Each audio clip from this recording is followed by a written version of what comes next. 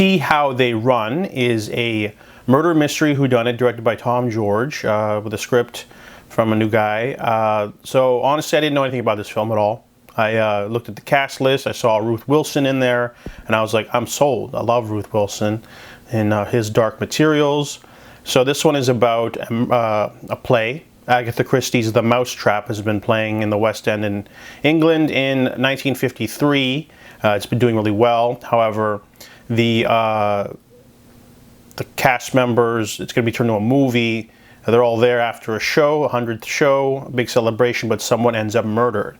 So they call him Detective Stoppard. He's a very weary detective who shows up, and he's in charge of the case. And he gets saddled with bright-eyed and bushy-tailed rookie constable Stalker, mother of two. She's overly eager, but wishes to learn all the ropes from him, so they're partners. The movie starts off pretty good. You know, you got this huge cast, a very stacked cast, to be honest. You got like everyone in this movie, man. A cast decent enough for a Wes Anderson film, but the movie is boring.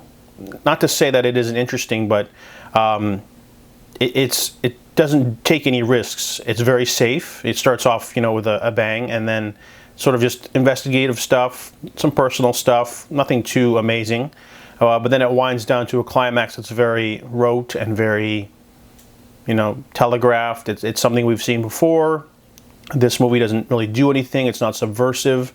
They had some interesting voiceover at the beginning that make you think like this movie is going to be different. The movie does try to do something with like split screens and have like more suspense by having like split screens happen here and there to make it quirky, make the chases have a little more energy than they need, but not really. They could have maybe tried to do something. I mean, I just feel like in the hands of like Wes Anderson, this movie would have been a lot crazier, but this one just seems very flat, very bland, especially the finale.